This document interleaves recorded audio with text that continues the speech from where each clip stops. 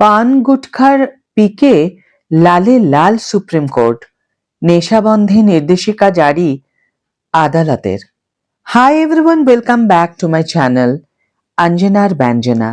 বন্ধুরা, তোমাদের সকলকে আমার এই ছোট্ট ইউটিউব চ্যানেলে স্বাগত জানাই। রেহাই পেল না সুপ্রিম কোর্টও।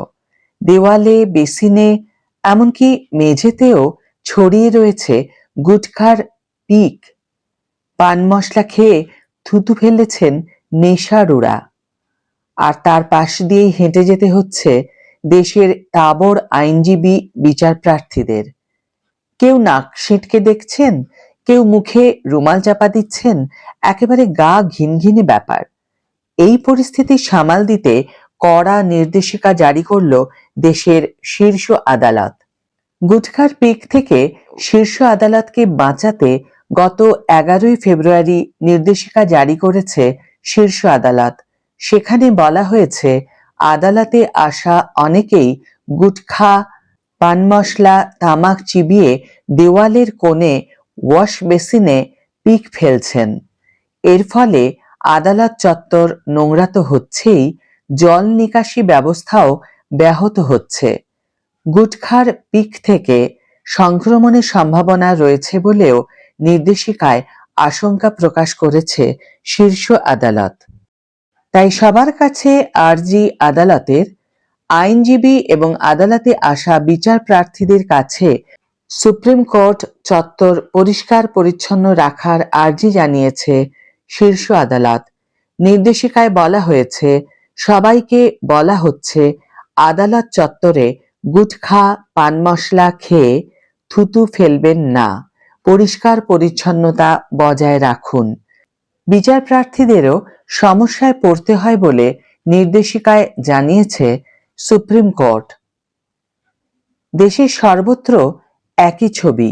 বিমানবন্দর, rail station, bus stand, bridge, highway, রাস্তা সর্বত্র ছড়িয়ে রয়েছে গুটখার পানের পিকের লাল লাল ছোপ। অতিষ্ঠ দেশবাসী। 2016-17 অর্থবর্ষে global adult tobacco survey report অনুযায়ী দেশের 29.6% পুরুষ গুটখায় আসক্ত। মহিলারাও পিছিয়ে নেই।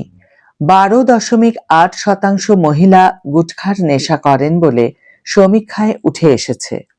তবে 2017 সালের 9ই অক্টোবর গুটখা, পান মশলা তৈরি এবং বিক্রির উপরে নিষেধাজ্ঞা জারি করে food safety and standards authority of India, অর্থাৎ FSSAI। তবে তারপরেও বহু জায়গাতেই এইসব নেশাদ্রব্য অবাধে বিক্রি হচ্ছে বলে অভিযোগ উঠেছিল। সুপ্রিম কোর্টের এই ঘটনা যেন চোখে আঙুল দিয়ে দেখিয়ে দিল, নিষেধাজ্ঞার পরেও ছবিটা পাল্টায়নি বিন্দু মাত্র। আজকের ভিডিও এখানেই শেষ করছি বন্ধুরা। ভিডিওটি যদি কার্যকর বলে মনে হয়ে থাকে তাহলে অবশ্যই একটি ছোট্ট করে লাইক দিও, শেয়ার করো বন্ধুদের সাথে, কমেন্ট করে অবশ্যই তোমাদের মতামত জানিও এই বিষয়ে। যারা এখনো আমার চ্যানেলটিকে সাবস্ক্রাইব করোনি তারা অবশ্যই চ্যানেলটিকে সাবস্ক্রাইব করে আমার পাশে থেকো, আর যারা অলরেডি সাবস্ক্রাইব করে দিয়েছো তাদের জন্য আমার অনেক ভালোবাসা এবং অনেক ধন্যবাদ। আজ তাহলে বিদায় বন্ধু, দেখা হবে পরের ভিডিওতে। ভালো থেকো, সুস্থ থেকো, সঙ্গে থেকো।